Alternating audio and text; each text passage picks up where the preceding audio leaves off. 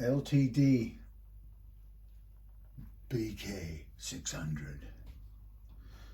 This is the, I'm going to tell you now, it's the Bill Kelliher model.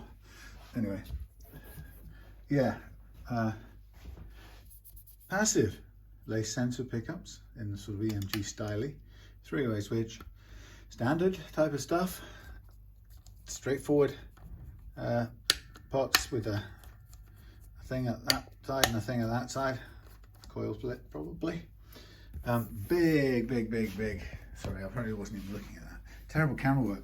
Big, chunky body, nice cutaway on the neck, heel, and a spiky thing at the top here. So this is, well, let me just see this, just double check the specs on this. So this is to be tuned in C standard, Dave's preferred thingy, stringing tuning, C standard. So we're going to be fitting heavy duty strings on it as well, heavier duty strings. Now it currently comes with what looks like, feels like 9s or 10s to 46. So we're going to take those off straight away, and I think was very important with a guitar like this, if we're going to be leveling the frets, because it has some slap that Dave wants reducing, eliminating. So we need to be setting this up in its preferred tuning, and also we've got the nut to replace as well. This one's a little bit wide for the neck, funnily enough, so we shall take that one at this point in time, and we'll stick on the replacement tusk, which should be exactly the right size. My measuring calipers are right.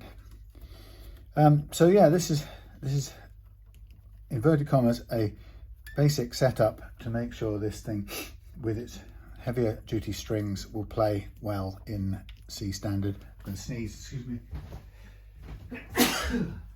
Yikes. Touch wood, I'm hoping for no surprises.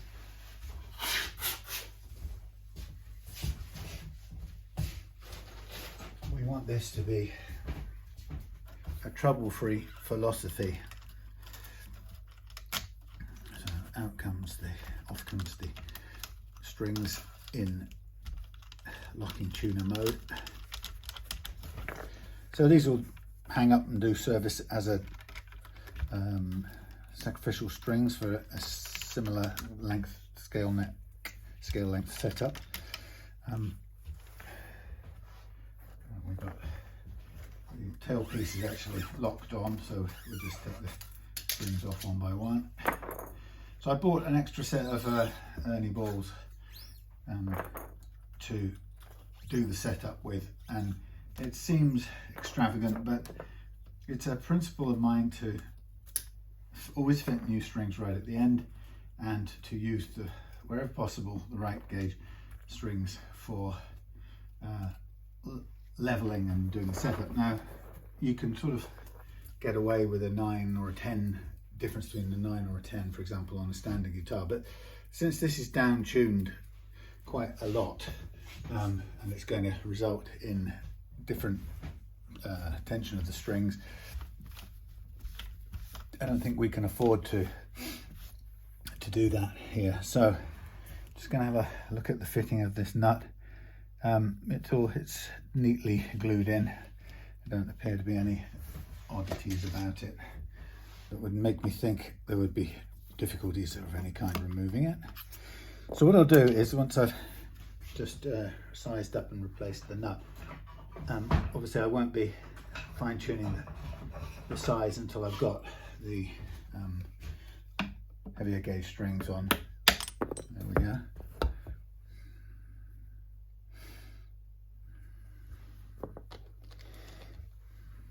Not too bad, fairly clean. We'll just double check things. That could do with a tiny little adjustment. It's in the same way, so they're probably the same width as it happens. So what I'll do is we'll adjust the width in a moment. So as always, we want to be taking care of the headstock end, or the end of the fingerboard. So just gently removing any caked glue that may stop the nut sitting smoothly on the surface. Now, very often the nut will take a little bit of material with it, and the best we can hope for in that case is that we get a slot nut file. I was thinking a while back about getting some. I talked about the need for some very fast drying bedding compound. This isn't totally even anyway. It's always a tricky thing. You don't get an even start point. The slot isn't perfectly even. I mean, it will seat fairly snug on it. So I'm just going to feel the difference at the ends. It's very, very tiny, but I'm just going to run it on this thing for a second.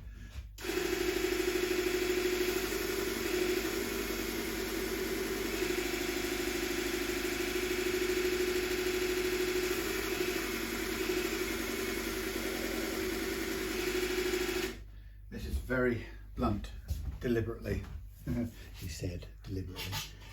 It just happens to be pretty blunt. So it means that we can get to take material away very slowly. So I'm just going to make sure that the front face of the nut is flush, which actually isn't always the case with tusk nuts. I don't know if you can see the reflection of the light there. So you can see where I'm flattening it, and you can see where it's kind of pitted, shaped like a pond or a ditch. So it's not a problem. Right there we've got mostly a flat surface with a little air gap. But if you want the glue to hold it in place, then it doesn't hurt to just gently remove a bit more so that ends up sitting nice and flush. We're almost there.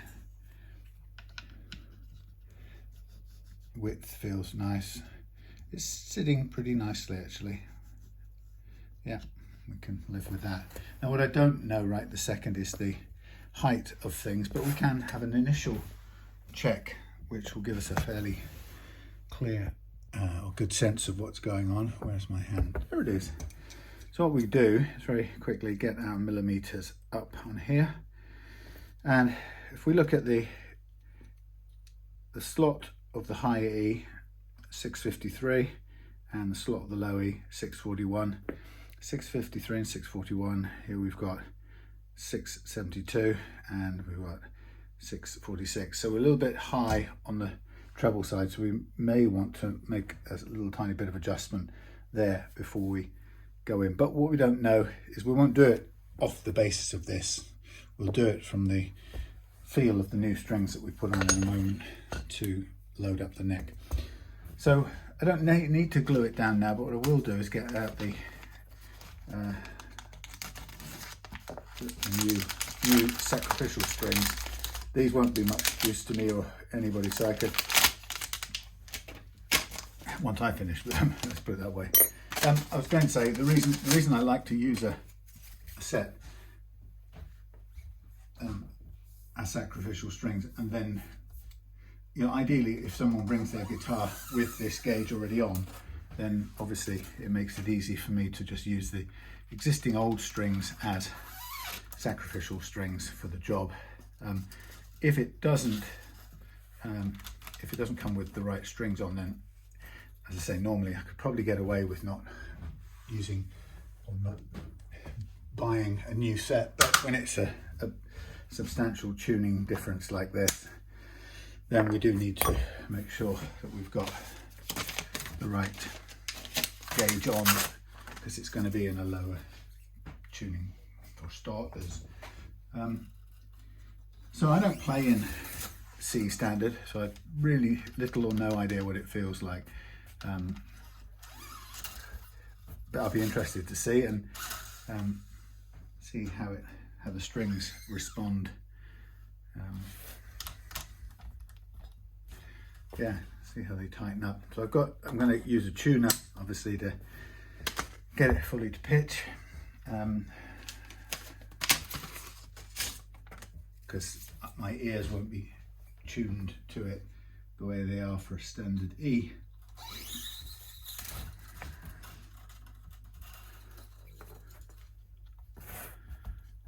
Anyway, so I hope you're all keeping well out there in the world that we all know has gone completely doolally and crazy since we last spoke. You know, I keep seeing people, you know, I make comments about things that strike me as sort of nutty and insane, and then I'm always amazed about people who then come on and defend the people I've criticised.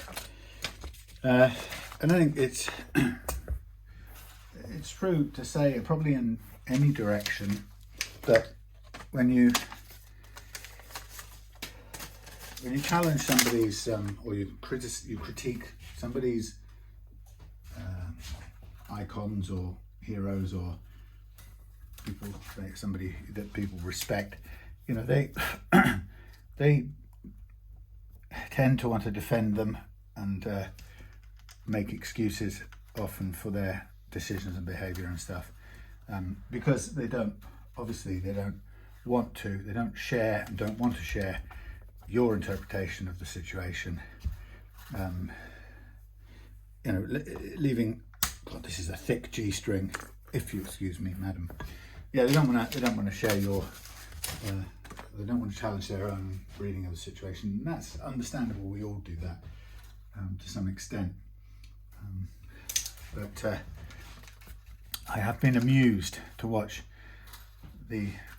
somebody I would think the thoroughly unqualified Pete Hegseth, the current temporary maybe leader of all things, the military forces of the free world, just lying outright about the fact that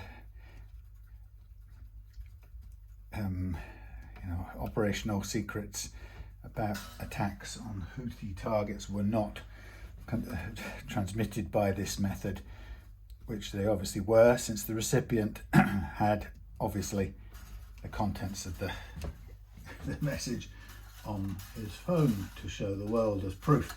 So it's a very difficult thing, and some people will, you know, they'll go off into immediately arguing different aspects of the merits of, you know, the whole wider scenario or the wider geopolitics or the wider national politics or whatever, and that's understandable too. But by the time we get to that, I'm already much more interested in the fact that, oh look, our leader of the free world and his immediate top team is lying, and when confronted with obvious evidence that's irrefutable, is literally distorting, claiming reality isn't reality. And you know, that to me is the more frightening thing.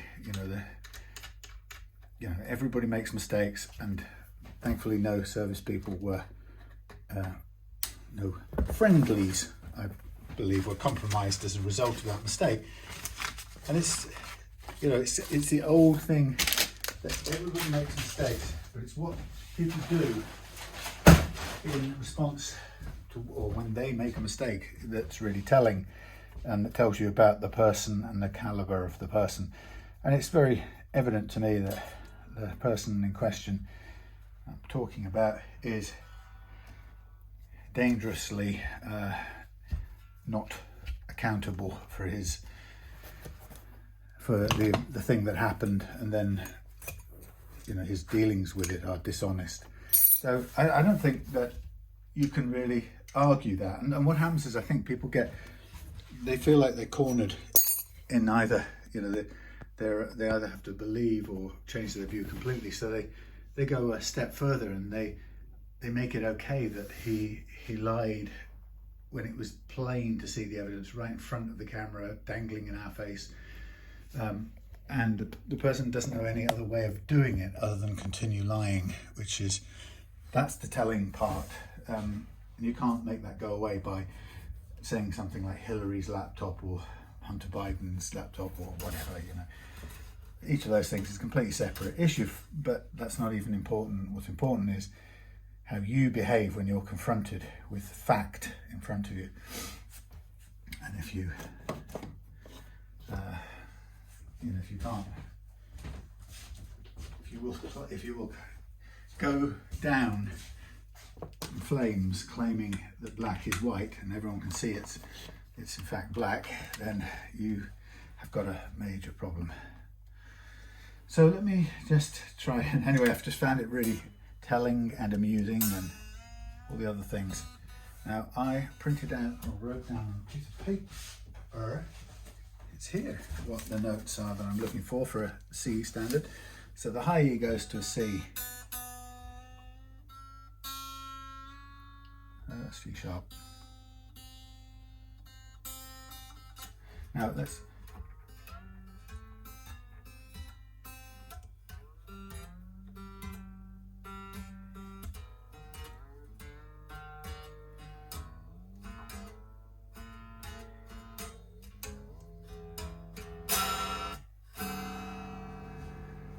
now, what I'm going to do is, while I'm just at it, I'm going to aim to set the action where I would normally want the playing action, notwithstanding, as I say quite openly here, I have no experience of playing in C standard, so I don't know whether this will tolerate a lower action than normal, but Dave would like a lower action, and he'd like an action that plays without any slap and buzz, choke, so we will do that as much as we can.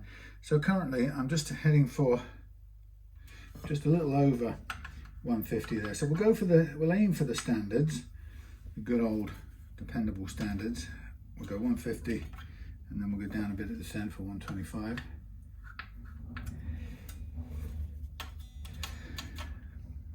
Now this is a it's 22s. Oh, 22 for it. Okay, got 150 there. We'll go a little lower.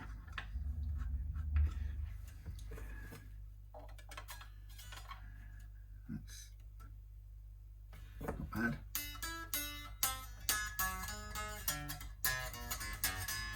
So I'm going to do a bit of stretching before I do a bit of more tuning, just to get this a little bit stabler. Don't forget, these are going to be sort of redundant afterwards. Now what we're doing A to F.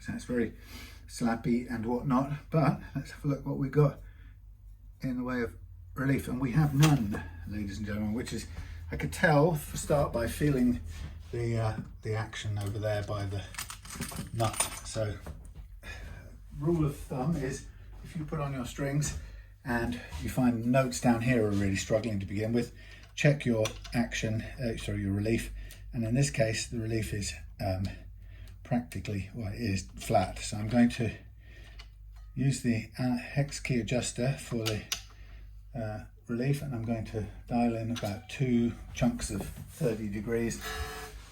I'm going to retune.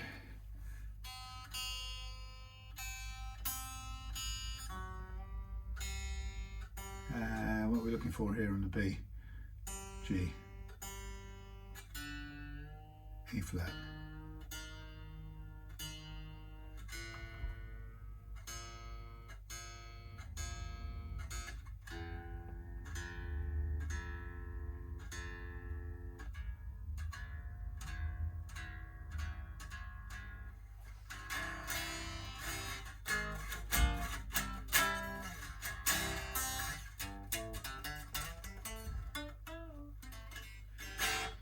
So we put some relief in and the action is a little tiny bit affected by that.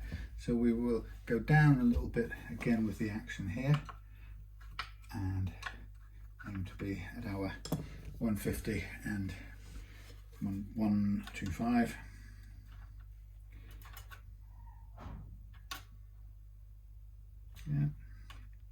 Yeah. So there's lots of slack in here still, so we could always never hurt to pull a bit more out before we do anything else. I can see now that the first for action is too high, so we obviously take care of that in a minute with careful sizing of the nut from below. So we're going for E to C,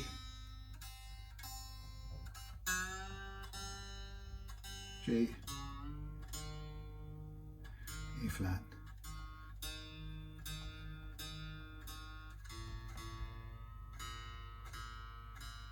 B flat, F,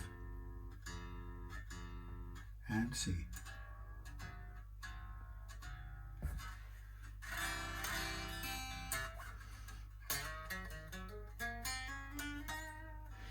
Check the relief again.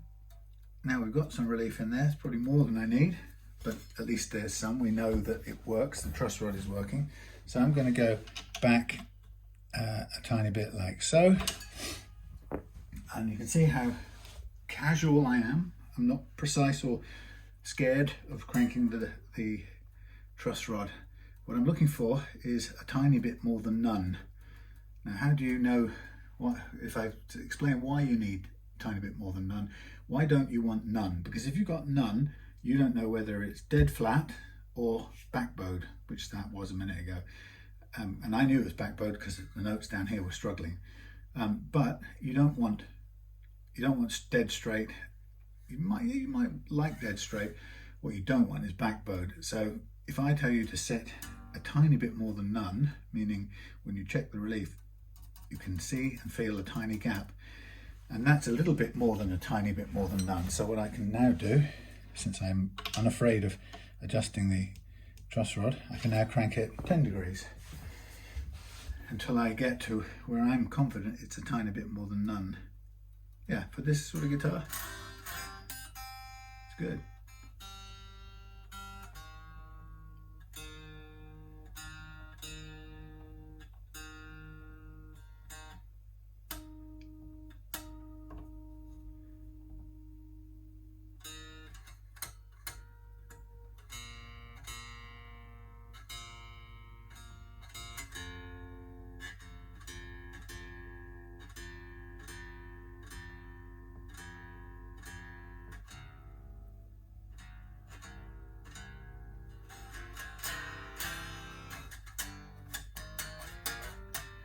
So that is playing. What we're good to know now is what the individual notes are doing.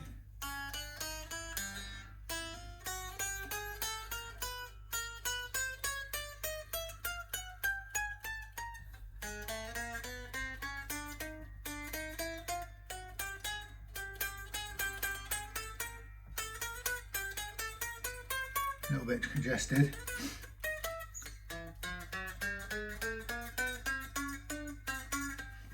Congested there and there,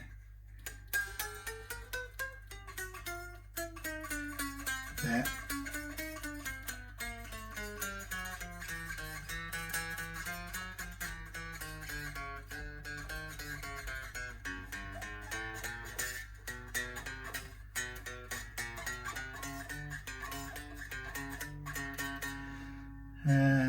eight, nine, plenty along there.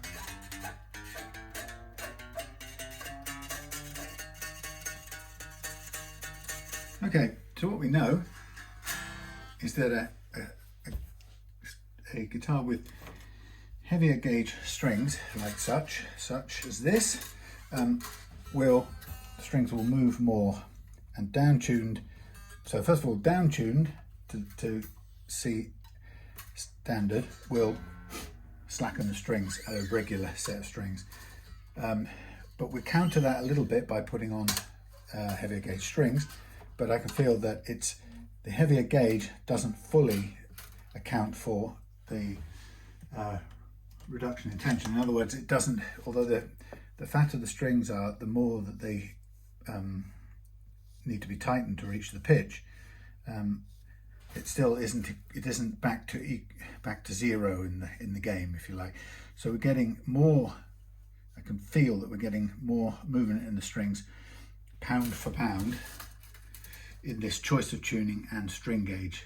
Now, if your aim was to get the strings so that they were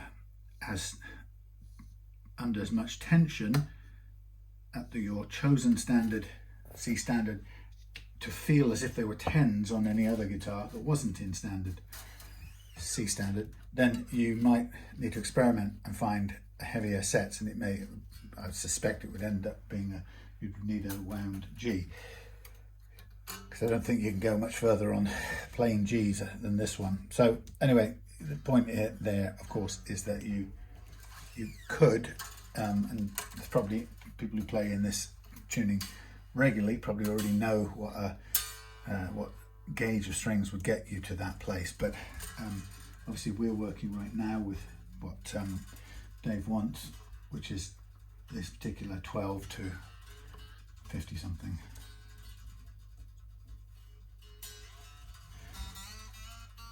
So the aim, once again, is to get up to pitch, and then we'll do some measurements on the nut slots and see what we've got to do there. So I'm just going to line those up, and the high E is going to be a C.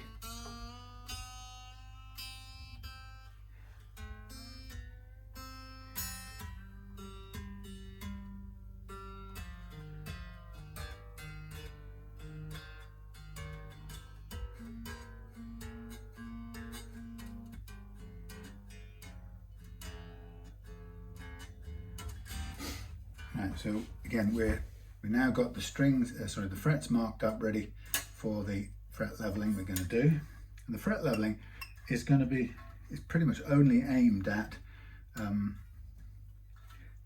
alleviating or reducing as far as possible that fret slap in those positions where it sounds a little bit messy.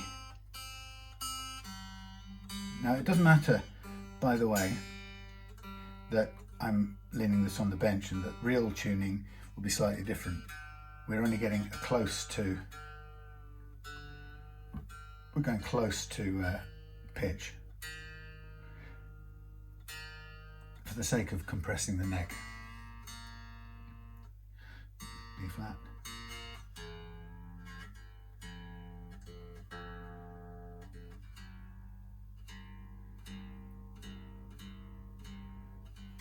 There's our start point.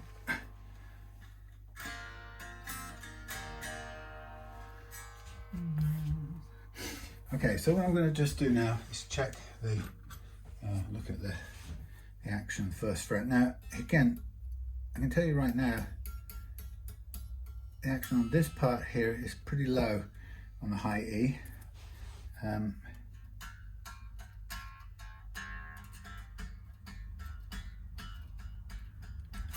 So I'll try and look at the gaps here. So that's okay. So what we never know, first of all, is the radius of the nut compared to the neck, because believe it or not, you won't be able to find necessarily a matching Tusk nut that is perfectly set for this radius, because Tusk simply don't make a nut for every model in every width, height, and so on, and radius. So sometimes you might find that a guitar like this will be, where we're on 0.3 mil.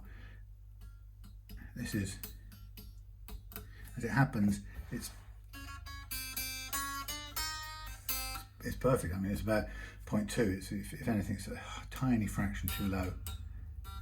That's 0.3 and a bit. That's a bit higher. That's a bit lower.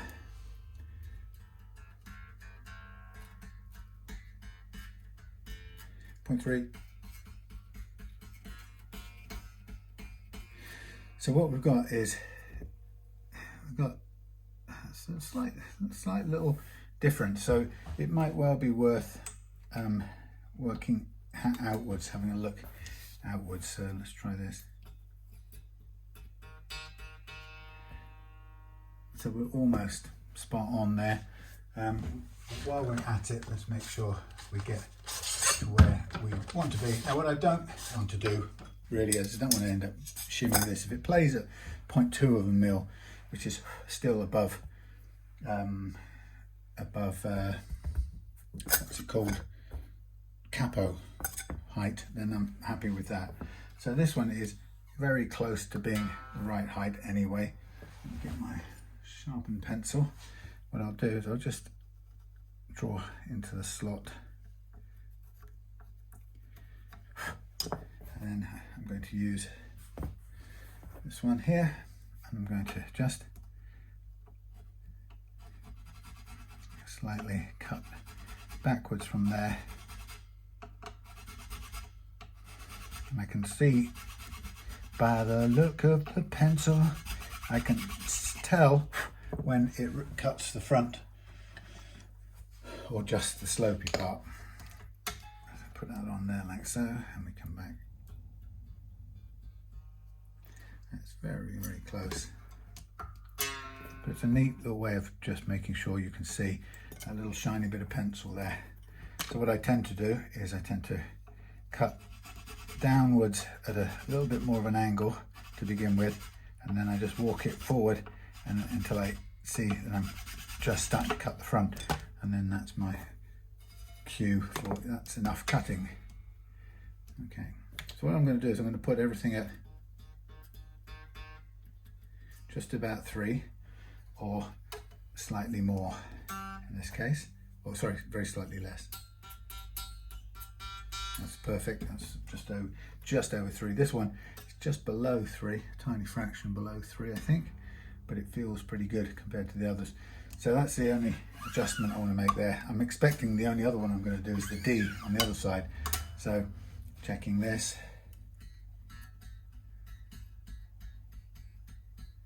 That's pretty darn close, if not. That's a fraction under 3, so I'm happy with that as well. So we're pretty much all the way there.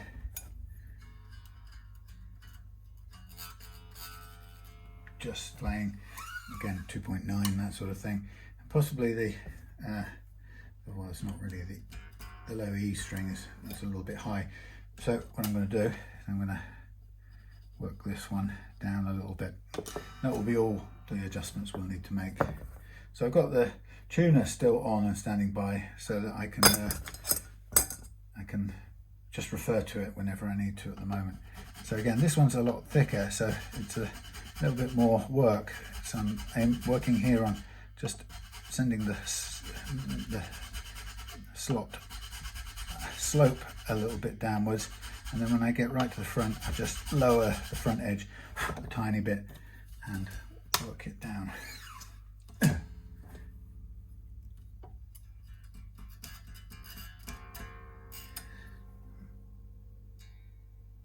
So I can see the gap on there.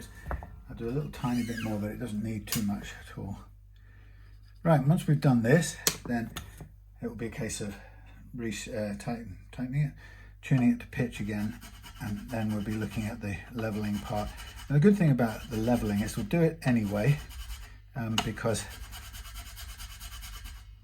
as I was explaining in every recent video, most of the leveling that I end up doing is actually leveling out the humps, the hills and valleys created by the compression of the strings apply on the neck. So that sort of causes most wooden necks to bunch somewhat, and in bunching the frets rise and fall to different levels.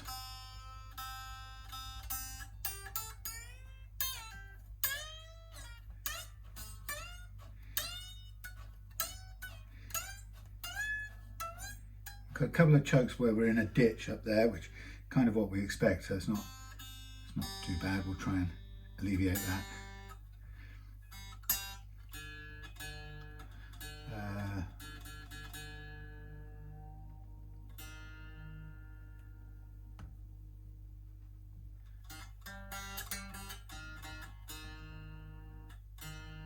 very sensitive to tuning.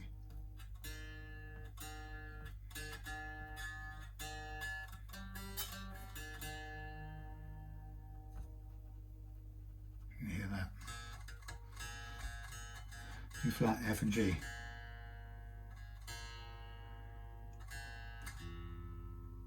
Now this will also be very slightly unstable because the nut is still able to move, but that's I'm not bothered about that just this second.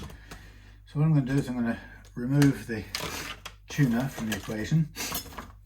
Now I'm going to focus on leveling. So I've got a freshly equipped leveling beam, and what I want to find is a fresh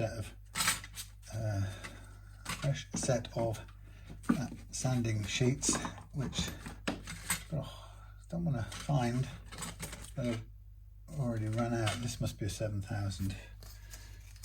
That's the end of my leveling sheets. Oh well, sanding sheets. I have to get, well, I've got tons more. I just have to go backwards to the old format. It's no big deal. Done it for years. This was just some convenient stuff where I didn't have to use micro mesh. So let's recheck. I've got an action down here that I want. I've got a tiny bit more than none relief, but I've got more relief than there was on there. It was dead flat or backbowed. So that would be affecting quite a bit of the ability of the strings to play. So knowing that these are slacker than an equivalent set of 10s on a higher tuned guitar, and there's more movements, I'm thinking dead flat is not going to be the best option for this guitar. So I've gone a tiny bit more than none rather than flat. And I've tweaked a couple of slots on the nut to where I want them to be, which is really nice and low. So now I'm going to calibrate the banana fret leveling file, which has got I freshly flattened it on the sanding bed, and I put a new strip of 400 grit on there. So we're working with brand new paper, so we'll get a very clean, clear look at the way it cuts. Now, sometimes people can be surprised when they see what this tool reveals. In other words, suddenly you'll see some really high frets, you'll see some not even being cut at all by the tool, and you think, wow, why is that? And it's basically because they're lower. And they're lower usually not as individual frets, but they're lower as little sort of groups, and you're looking at a ditch or a valley, and then the higher ones tend to be generally higher in a little crop, so there's bit higher, very high, bit higher, and then that tends to be a hill. And you don't get somebody fretting them like that, right? That just doesn't happen. What you're getting is it's the thing that indicates to me that you're seeing the neck bunching in a sort of set of small hills and valleys that are too delicate for the eye to really perceive, but not for this tool to pick up. So my first pass, especially with this lovely fresh sandpaper on the tool there, and so I'm just sort of backwards and forwardsing a little bit, covering all the frets, and then I'm going to get to the edge, come back in a little bit, and then stop. You can see more or less there's, well, if I try to show, well, you can see from certain angles. Okay, not cutting a lot, cutting quite a lot, cutting a lot, cutting. Low spot here, do you remember? So hardly any cutting, but it's not too bad. And then we've got a low one right at the end, and we've got a little bit of a low spot here as well. So low spot here, another little low spot here, high spot around about here. So that wouldn't have helped if the neck was when the neck was more or less backbowed. So that's my first impression, that it tells me it's a very good diagnostic tool, which is why I really like using it. And I would expect from that little kissing of the fret leveling beam, or the banana as I call it, I would expect them all to play very nicely as individual notes after that.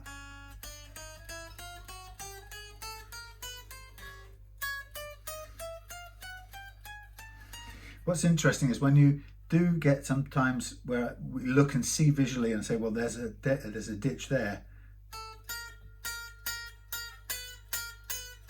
Hear those two squelchy notes? They're right there. So that's me fretting in the ditch.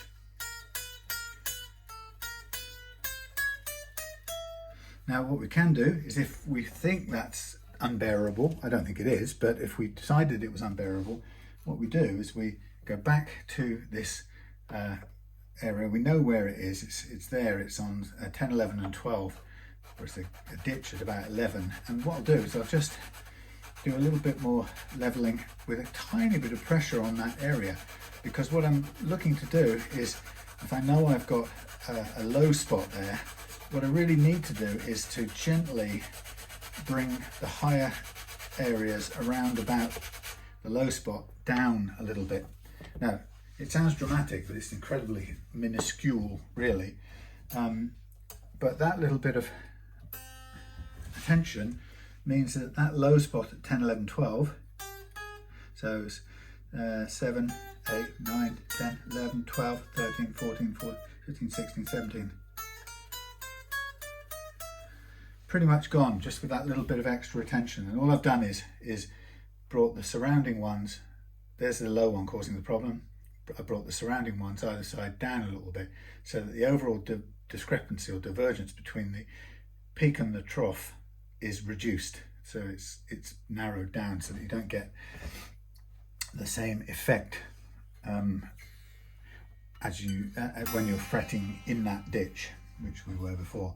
So we move on to the next string, and I keep the same calibration here. And at this point, what I'm usually looking for is to see whether the leveling in this track, as I call it, basically reiterates, confirms what we discovered in the first track, high E or whatever the note is on this one, C, high C track.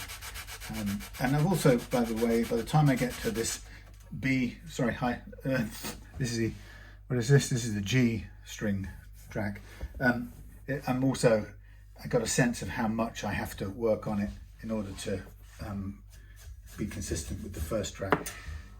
And so some people kind of, when you're new to this, I guess it's quite natural to be really scared and think, how much have I taken away? When you use this all the time,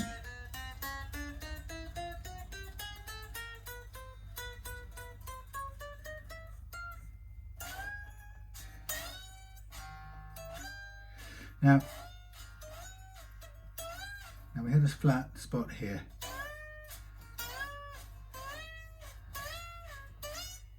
Okay, let's say we're bending on 14 and suffering.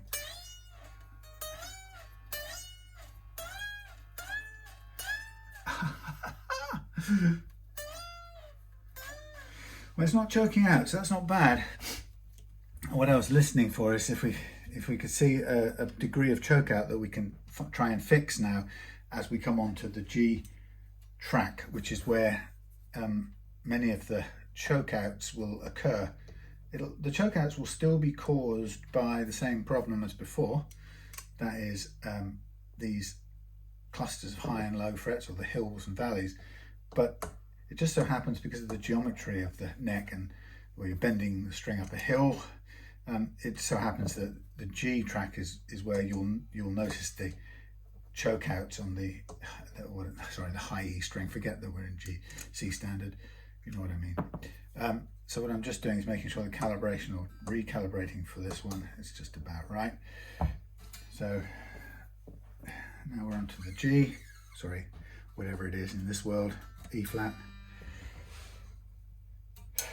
Now this is, like I say, this is where the effects of leveling these peculiar humps and hills and valleys, the effect of, or the consequence, the result of leveling those out in this G track is that this is where you usually free up any chokes on the bend outs, or choke outs on the bends of the high E, or in this case C string. So that's what you tend to find is, and it's only because how we tend to bend is the B and the E tend to bend upwards. Some people bend downwards the other way, and it's useful to check that as well. So again, you know, how much, why I stopped there, it's an experience based thing that you can obviously build up with experience over time.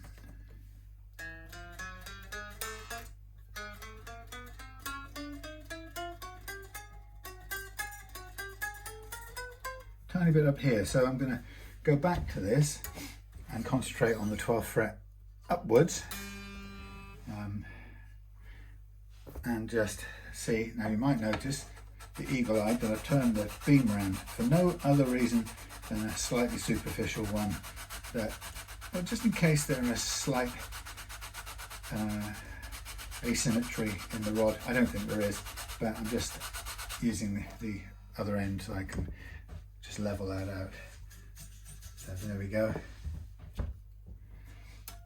So the beauty of this is we're leveling the individual frets and we're taming the hills and valleys.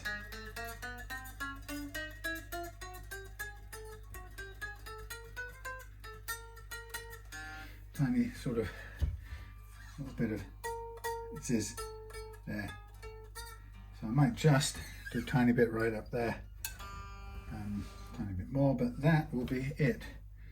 So tiny bit more right up here on these 17 and 19th, 17, 18, 19, a little bit like so. It's obviously doing some work on the other frets, but I'm not pressing down near those, so it's doing a little bit less. So 17th, 15th, 14th, 15th, 16th, 17th, 18th, 19th. Fine. Okay, now we recalibrate for the, what is in fact the B flat, I think, or the D in my world.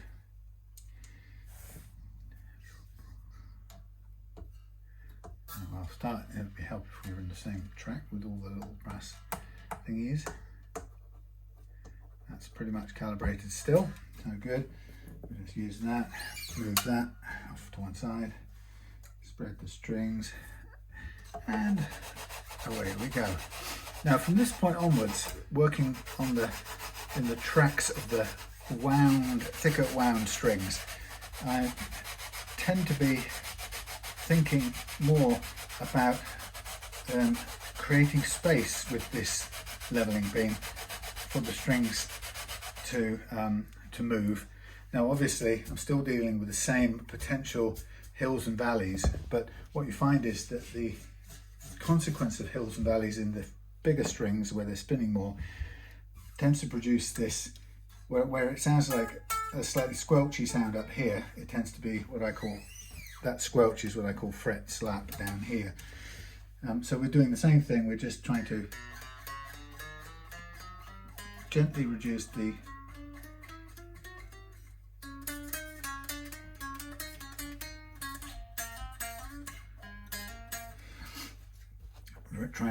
reduce the height discrepancy between the peaks and the troughs, and so I tend to use this with very little downward push. I'm trying to keep the overall shape of this tool and, inverted commas, impose it on this slightly imperfect curve that we're working on, which is imperfect because although it generally describes a curve, it's got lots of little wibbles in it. So that's how I would do it, and I would feel that's as much as I'm going to do in that track. And then we recalibrate for the next one and so on. Now if those of you who figured out this method or know what's going on here will know that what I'm doing is I'm sampling this curve at 3 points. So I'm describing the curve, I'm mapping the curve using 3 points, and I make this equal or bend this to meet those 3 points.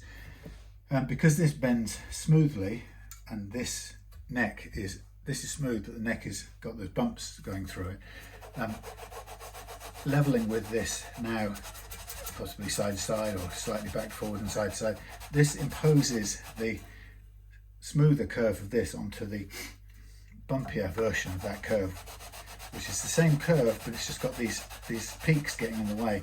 So the idea of leveling in the lower 3 strings is much more about gently allowing this curve to impose down onto the slightly bunched surface, with the primary reason for us to get the tops of these clusters of frets just out of the way of the spinning strings, so that pound for pound we can have as low an action as we can possibly have with as little accompanying fret slap.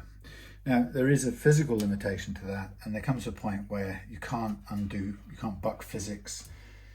And if you're a heavy hitter and you use slack strings like this on a down-tuned guitar, or big strings on a down-tuned guitar, or just a down-tuned guitar with slacker string tension, even though you've got thicker strings, if you do all those things and you're a heavy hitter, your strings have to spin and they will potentially hit the fretboard if you have a low bridge and saddle action setting. You can't get around that.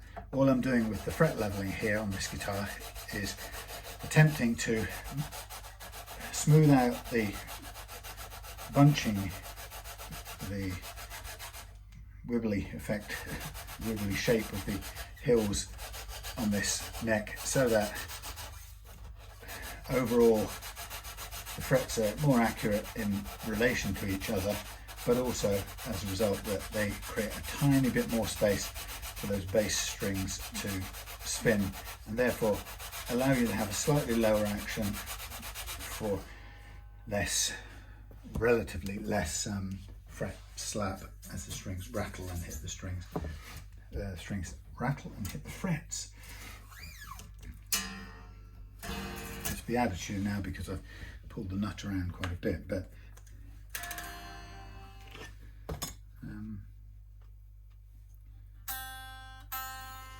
can you listen?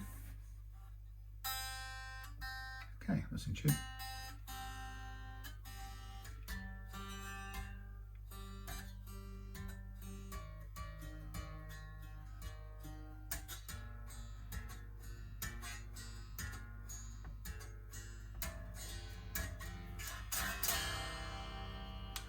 It's got a different feel, definitely.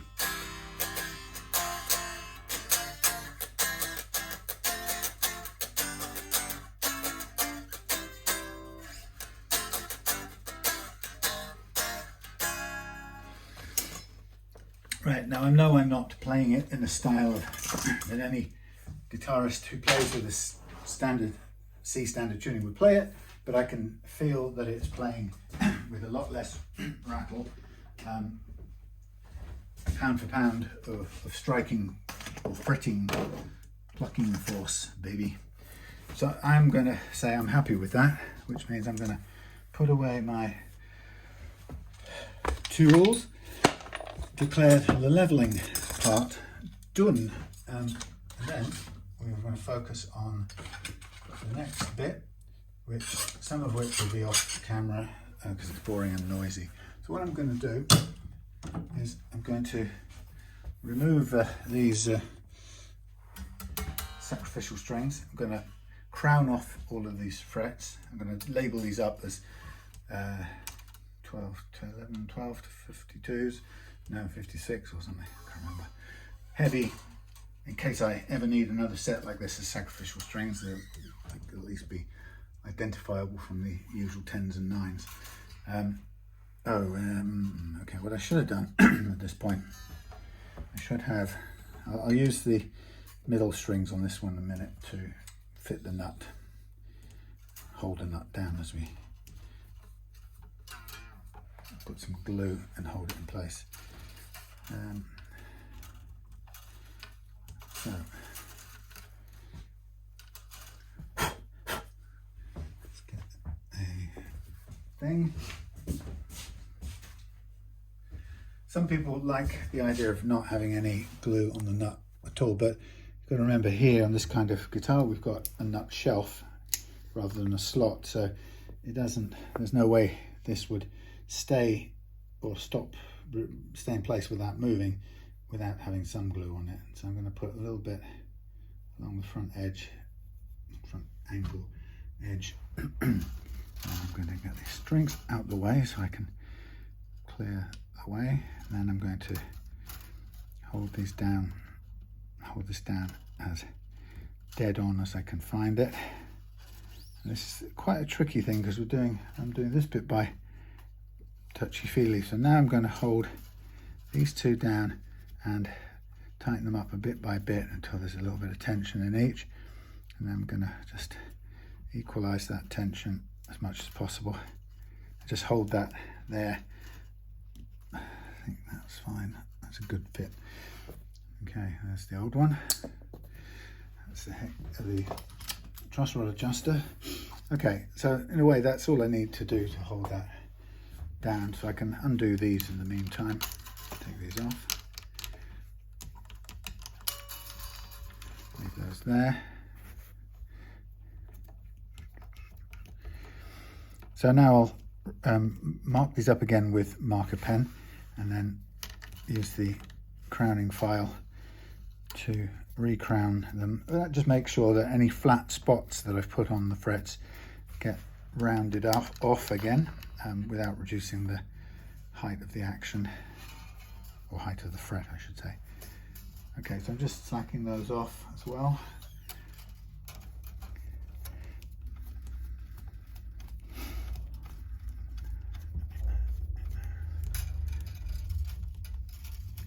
Jolly good, jolly good.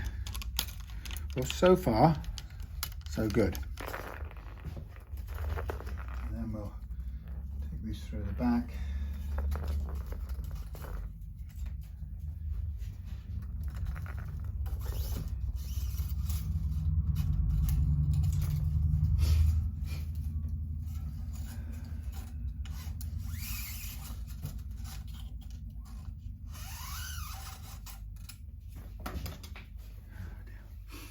Okay, so those are the heavy duty ones, which I will label up shortly when we've finished.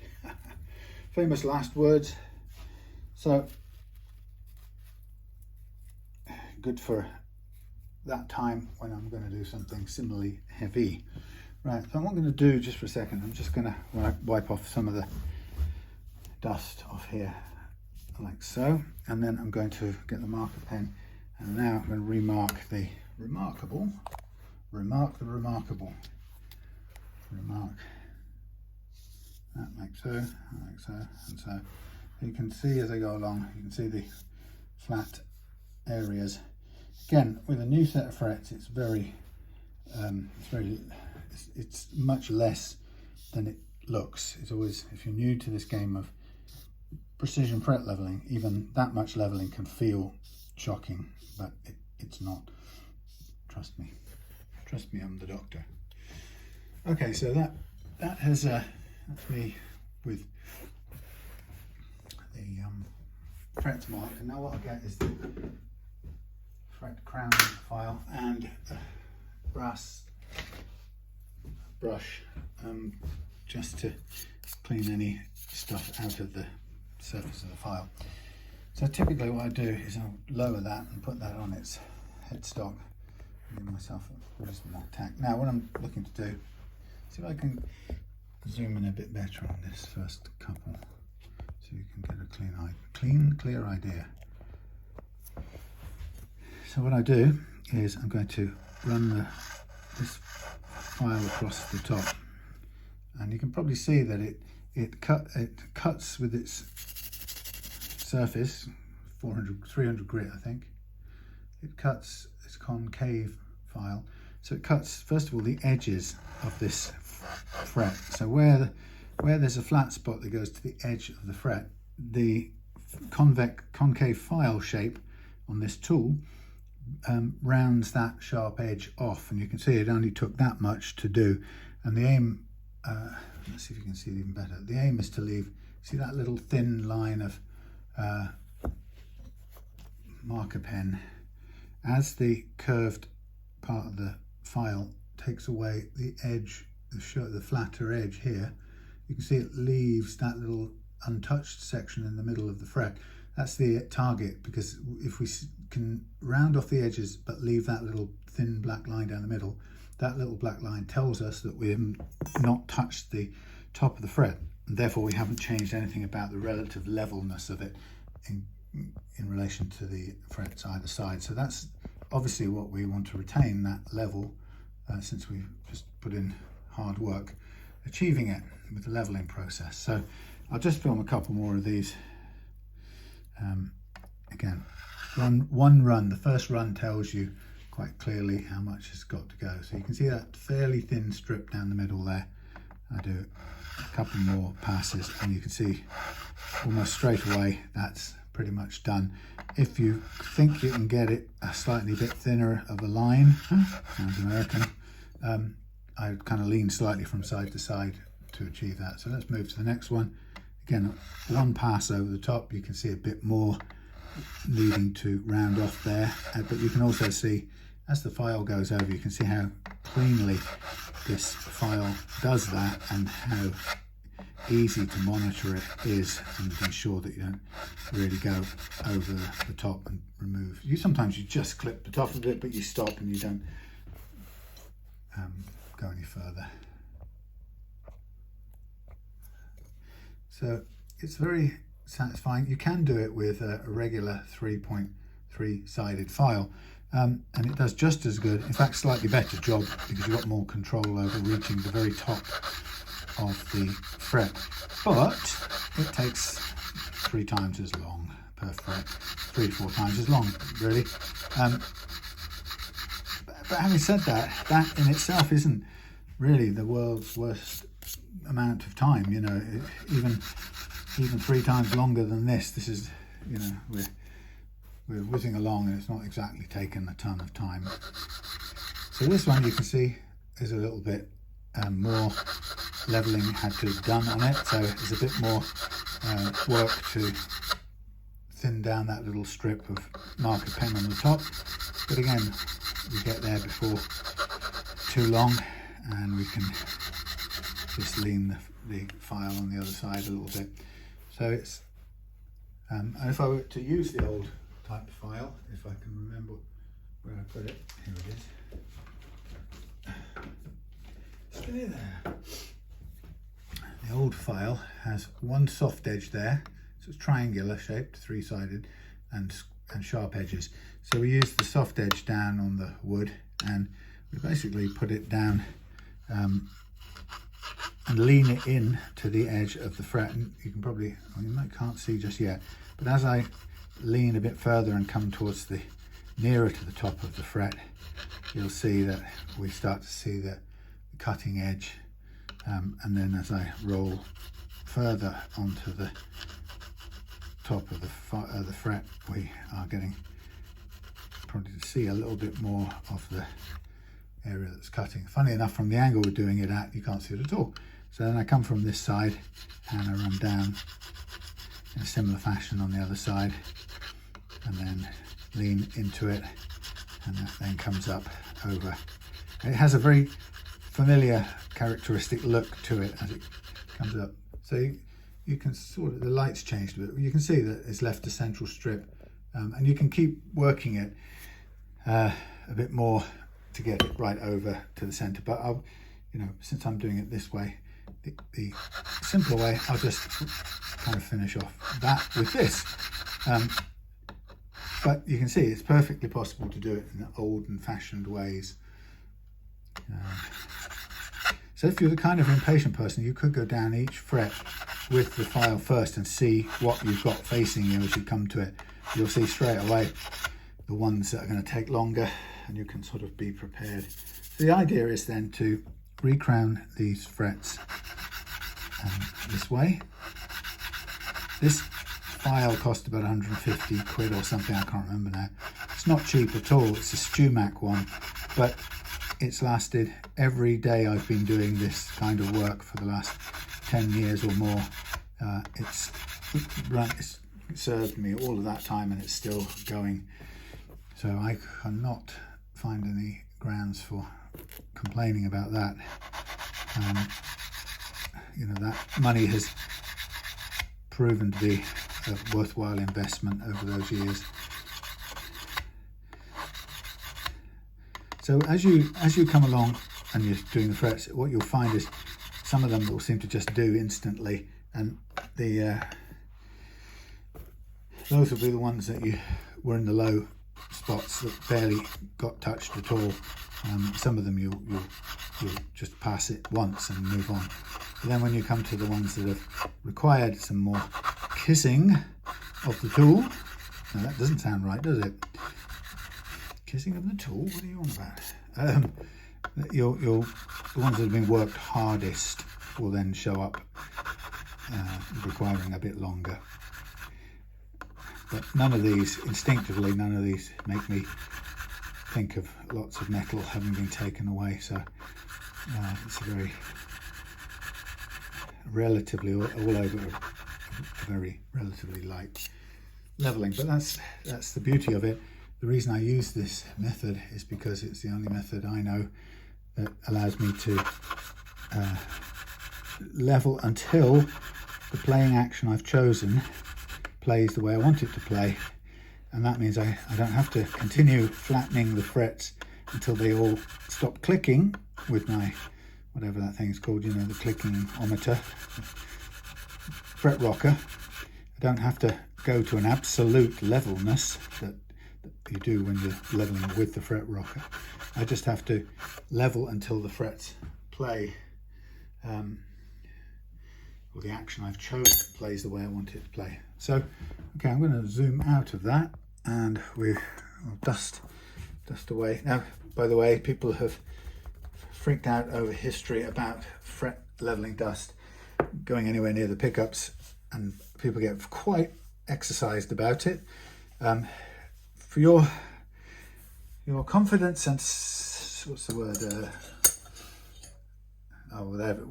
That word when you're reassured. Reassurance, that's the one. For your confidence and reassurance, I have done physical tests to demonstrate, to my satisfaction, that fret copper, silver, whatever they call them, copper and nickel frets have no magnetic property whatsoever. So the dust from leveling these frets does not go anywhere near, or sorry, it can go all over the pickups and it won't be attracted to them, right? Like any dust, you don't want to swamp your guitar in dust, so you brush it off. But there's no harm, there's no need to swathe the pickups in, you know, protective material. There is zero magnetic attractability of frets, let alone fret dust. Frets are not magnetic. To put I shouldn't have to do this, but I do like to do it once in a while. If I get me this molybdenum magnet, and I put some nickel steel fret. It's pretty chunky magnet. It's a bit filthy, but it's one of those bigger ones. Now that's pulled down to the truss rod. That's a bit deceptive, isn't it? But it's not doing anything to the fret wire. Look, it's not pulling it, but it certainly is sticking to the truss rod. But it won't pick up it won't do anything. See it? It's not even pulling that towards it. It won't do anything to stainless steel, but it's not magnetic. And the only metal it did anything to in all of the tests I did was Evo Gold, and that was barely attracted. I mean, that was, to say it was pulled, you know, you could just make, you're right up close with a big neodymium magnet, you could just about make a piece of Evo Gold move right when you're right up close with these huge magnets. But that was practically non-magnetic, but there was a little bit of ferrous content in that. But as I say, so when you see somebody in a forum go, oh, you shouldn't do that because the magnets will attract the fret dust and you'll go in and... Now it's true that you don't want to be covering your pickups with steel wool, because that is very ferrous, and if that gets pulled into your pickups, it can cause shorts and malfunctions of your pickups. And some people think it will attract moisture and cause rust to build up. Maybe, I don't know. The point is, keep steel wool particles away from your magnets because they are ferrous. But fret dust is not magnetic at all.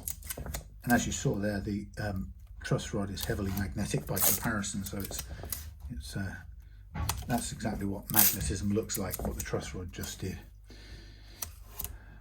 Okay, so on this now, what I'm going to do is just continue to mask off the whole section, and then we're going to polish it out with these huge set of papers right through to 12,000 grit. But that is boring, and I will do that off camera, and then I can get a drink and listen to some stuff on speakers. So there you go. I will come back when this is polished out and we're ready to fit the new strings. Okay, fresh in after the fret polishing, sanding and polishing out. Excuse me. So we are ready to put on a little bit of oil on there. I don't think it needs much. Come on, focus. Autofocus, would you please? Autofocus, would you please? Let's get some sort of view. And a bit of oil, and what I'm also going to do is just check if the tuners are tightly done up. They can quite often come loose like so. That happens as the wood shrinks and the finish dries more.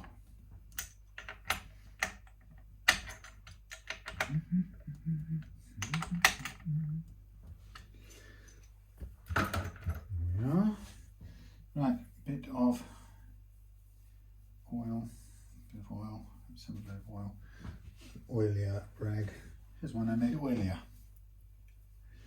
Okay, so we're not far away from completing. So the precision work is done really in the setting of the nut and the leveling of the frets. So by the time we get to this stage, everything's sort of running smoothly down the hill towards putting on the new strings and completing the setup. And of course we have to check the intonation as best we can with these looser tuning strings, and then we will stretch them out somewhat and just double check everything, and once we've got it intonated and stretched, we're good to go. So as I said, I was hoping from the outset that this would be straightforward without any unwanted surprises. I like to just get the excess oil off before we put the strings on. So it looks nice, feels nice, and it's ready to go. So here's the Dario NYXL strings that Dave supplied, which is why I doubly didn't want to use these as both sacrificial and the playing strings. Since you paid, I think it makes sense to spend an extra £6 or £7 getting some not budget, but you know, cheaper Ernie balls, and get those tired out doing the setup stuff, and then end the day with a lovely set of fresh strings like so. So that's what we've done. So I'm just going to string all of these on, thread them all on. Don't even get me into the top wrapping of the bar malarkey. I can't believe the lengths people will go to assert that if you top wrap your bar, you change the tension of the strings. This is physically impossible because the tension of the strings between 2 points is what makes their pitch for the given size of string. So you can't have slacker strings and the same pitch given the same set of strings, you know, just by changing one thing, and that's the top wrapping. So there's all manner of experiences that people describe, and I totally understand I respect people when they describe their lived experience. To them, it feels like something's changed, and they describe it in certain ways. And the problem comes, of course, is when they go to argue that what's happening is that it's slinkier or that the strings are under less tension. It just isn't the case. Anyway, we'll leave that one. I just want to basically show Dave what I'm doing here. Pretty much, I think what you had, I'm not sure, probably what you had originally, but my recommendation when you have locking tuners fitted is to open up the thing, put the thing all the way through, pull it all the way through on its saddle, neatly fitted until it's tight, holding it at this end. I think you can see both things going on there, and then pull it back like a centimetre's worth, and then lock it off. Okay, and then get ready to cut it off. Now, some people think, I paid for locking tuners, why aren't I just pulling it all the way through, locking it off with the minimum amount of string in there? And the reason I say that is when you clamp these strings down, the pin inside the locking mechanism cuts into the string and pretty much damages it, and it makes it likely to break, and it's likely to break the minute you slack the strings off. So if you, and amazingly, there are many occasions when we, having tightened the thing up, there are occasions where we have to undo the strings again, maybe to change a saddle around or something, and it's depressing if the minute you slack the strings off, it breaks because you've already crimped it. So I recommend this centimetre of, even with locking tuners, add that little centimetre of string. And the reason for that is because if you do have to slack off your strings, you will be able to slack them off, and you might find it breaks, but you've still got enough to go through because it breaks further down the line.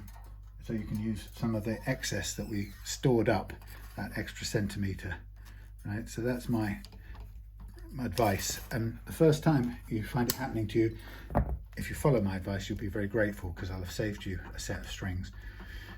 Now, the tuning stability on any guitar comes down to two principal things, and your tuners aren't one of them, which is quite a surprise for many people.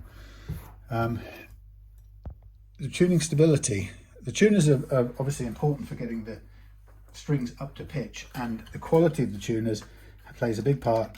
The quality, the manufacturing, materials they're made from, and the gearing and the precision and so on has an important impact on how they feel to operate and the kind of accurateness of which they move. A higher gearing ratio, more 20 to 1 or 19 to 1 or whatever, means that you're adjusting more finely as you go, and then you have ratio tuners which are set at different ratios for different strings, which are brilliant actually. But the important thing about the tuners is that if you have tuning instability, don't replace the tuners thinking they're going to give you better tuning stability, because they won't. People who spend money and believe 100% that they will improve their tuning stability will always report that having spent the 90 quid on expensive spurt saws or something, they will always report an improvement in their tuning stability. But I promise you there isn't, but they will always experience it like that. And I'm not knocking them, it's just we are programmed that way. We are always liable to affirm what we think is happening, or see evidence, find evidence as we think for what we believe is happening. But they don't, they won't, and it's not true.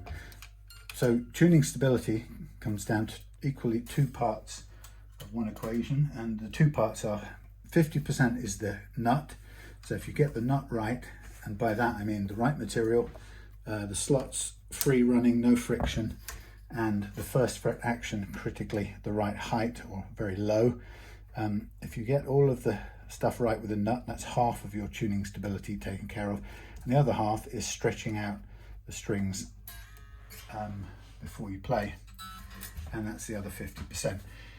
And both of those you can take care of. Obviously with this guitar I've taken care of the first half by setting the nut up. The second half I'm going to take care of in a minute with the stretching of the strings. But it's something, Dave, that you'll obviously take care of when you come around to change the strings again after that. So how I do it is I get up to pitch first. So I think for this we'll go back to the tuner so we don't get it wrong and tune to the wrong pitch. What temperature is in here? It's 15 degrees with no heating on. That's quite impressive.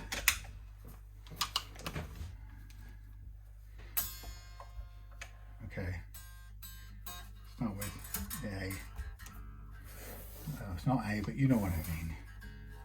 What are we looking for? I've immediately forgotten. Well, we know this one's C, don't we?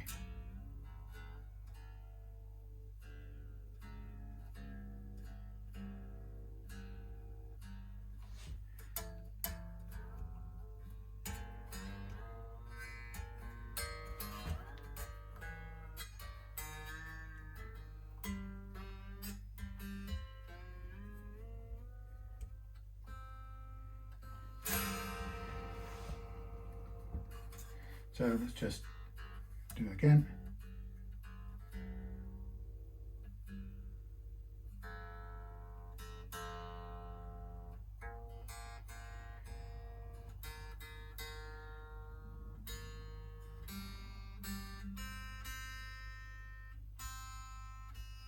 Okay, there we are in tune. So second half of the tuning stability equation is stretching out your strings, especially when we've got big wound strings like this that will store up a ton of flying creatures. Since I got bitten by a false widow a couple of weeks ago in here, I'm very cautious. I picked up my charger. Admittedly it was on a cobweb covered shelf, windowsill, which is quite hollow and has lots of lovely places for things to live in it. I picked it up and it wasn't plugged in, it was just being sat there unplugged in, and I sort of came over here holding it, and I thought that the contacts on the charger were burning me, like they'd stored some sort of charge, and it felt like my initial impression was that I was being burned, and so I kind of flung it on the table.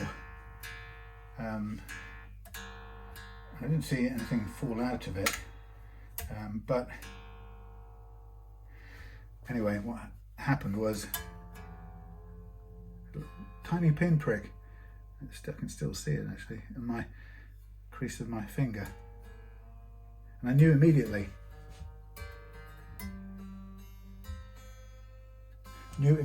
that it was a spider or some biting thing, and it was very uncomfortable, and it made me feel quite, I could feel a toxic reaction in my body for the rest of the day. It wasn't extreme shock, didn't need to go and go to the hospital or anything, but I was definitely keeping an eye out, and this thing, it was red hot stinging, but it was a really odd pain, very different from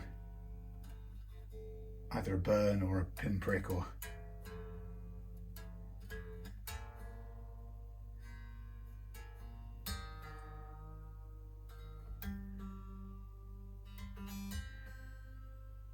so we're close to being in tune, but again I'd recommend giving it another really big welly full. There's no reason why not to. This, if you get as much slack as you possibly can out of these strings now, the better it's going to be, the more stable it's going to be when you play it. And for me, being able to pick a guitar up off the peg or out of the box and for it to be in tune, or so nearly in tune that you just tweak it and it's playing and off you go. You don't have to kind of come back every 5 seconds and ping ping ping ping ping ping ping ping ping bong ping bong, all of that stuff that you're just not sure what's going on. This is tuning stability is what you want from the get-go.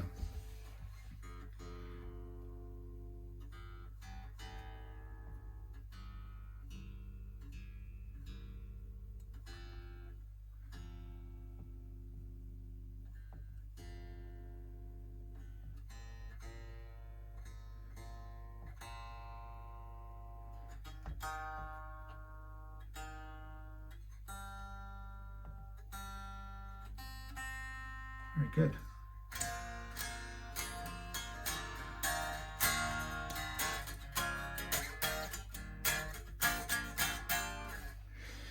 Okay. Oh yes, now we're going to go on to the intonation side of things. So 12th fret ping.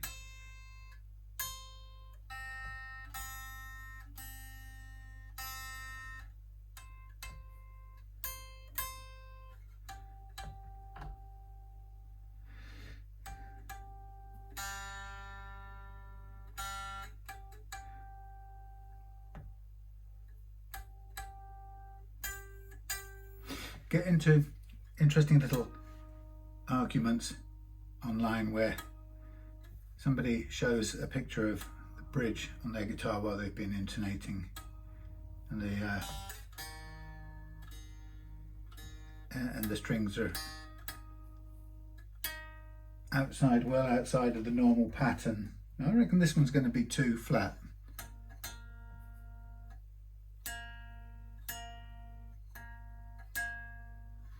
No. That one is. So I think they are a tiny bit flat. So I'm going to push those back a tiny bit. Yeah, so getting into these discussions where people say they see somebody's settings on their guitar and the pattern of the intonation, and it's well outside of the expected normal settings, and there's always somebody, the contributor says, "Is this right? Is this how my thing should be intonated?" And somebody comes on and goes, "It doesn't matter where your thing intonates to, as long as it intonates." Now, in one sense, they're correct. If you have to push one of your strings into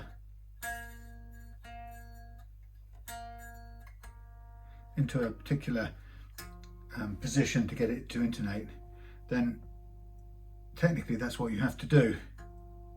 But what I would always say, and people hate me for saying it, is that if you have a set of strings made by a reputable manufacturer like D'Addario, and you find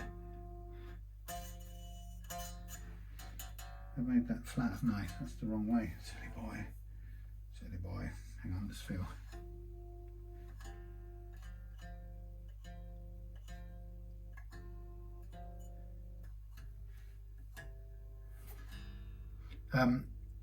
Yeah, anyway, so the point is, if you've got a reliable set of strings from a good manufacturer and the quality control is good, it's actually quite hard to do this.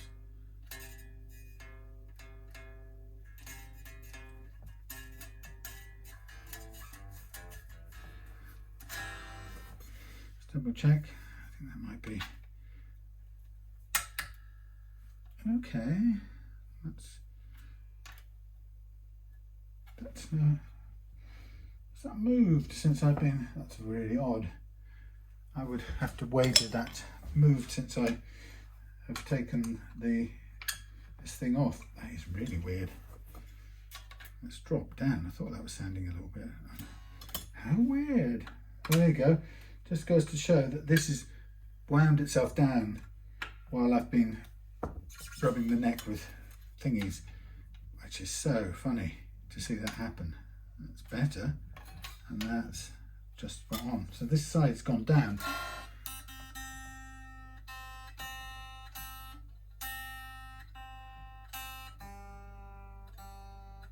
That's why it's good to double check. What was this now? We know this was a C.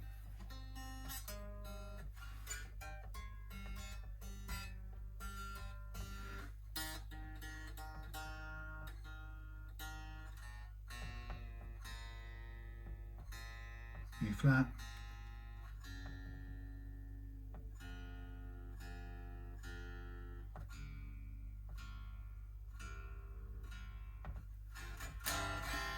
Better.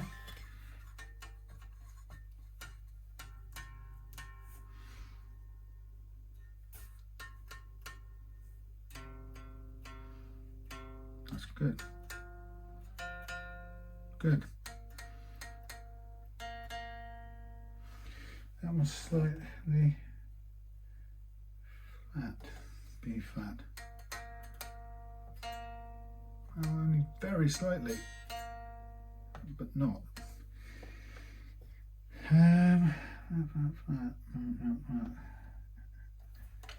Yeah, so the point is, for a whatchamacallit, properly manufactured set of strings made to the same tolerances each time, you would expect the saddles, the intonation positions to fall, into the same positions each time. So there is a value in saying you expect to see them fall into this pattern that it is currently on here.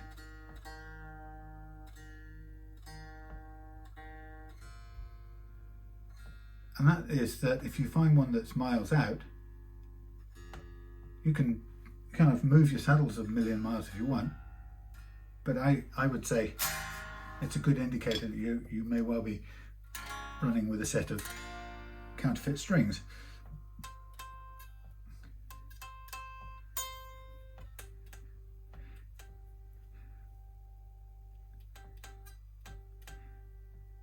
And I say to people, if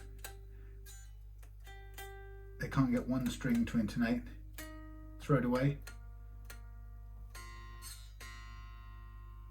Get a new one for that string.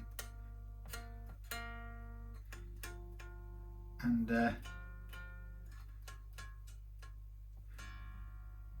every time that's happened to me, it's solved the problem straight away.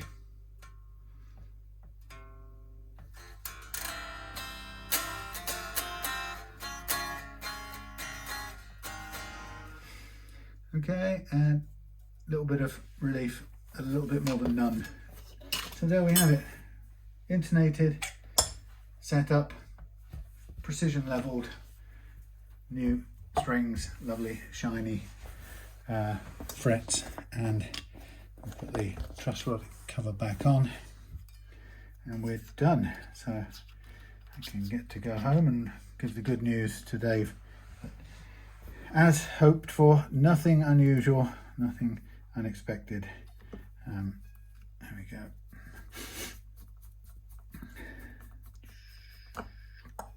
Lovely. Okay, well, listen, thank you very much for sticking it with me through my occasionally world commentary, mild world commentary now and then.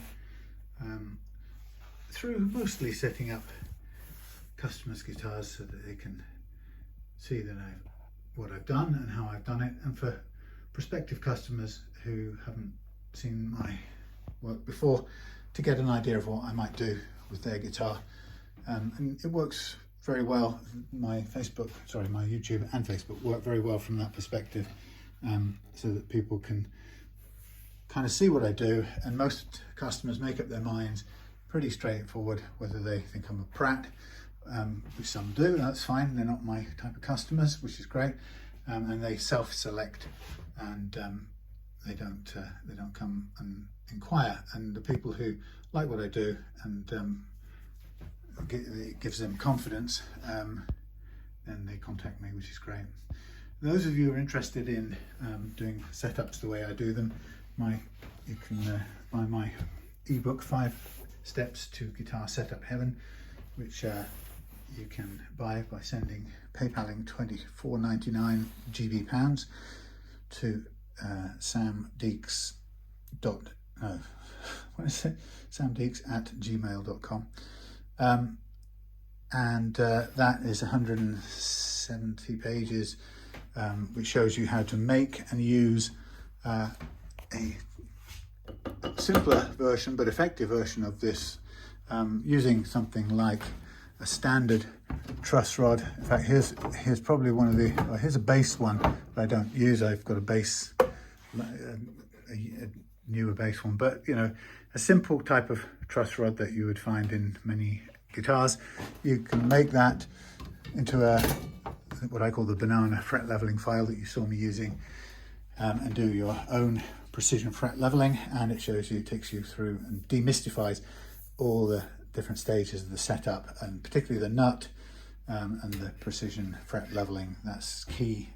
It shows you how to do all of those with tools that cost you very little, so no need for expensive tools. You can, as I showed, you can do all of your fret crowning with a file like this. So it's a huge amount of information aimed to demystify the whole principle of setting guitars up, so that it takes quite a lot of the mumbo jumbo out of it. If you get into that way of setting up guitars, and maybe you want to do more of your own, or set up guitars as business for other people, I have a golden banana pack that I sell, which, if I get this down again, is based around a prepared U-channel truss rod, American sourced, because they're better built for the purposes of what I use them for.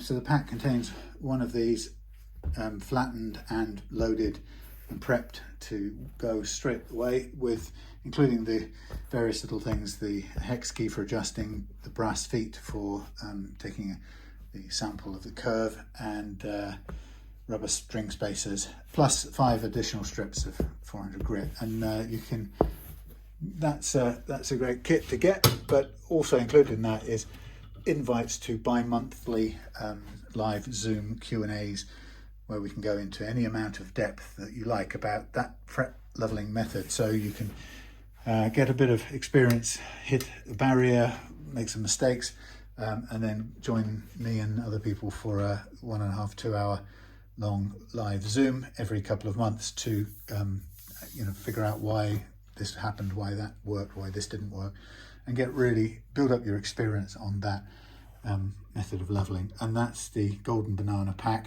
There's 3 different ones. There's the golden banana pack at 80 quid plus postage to wherever you are.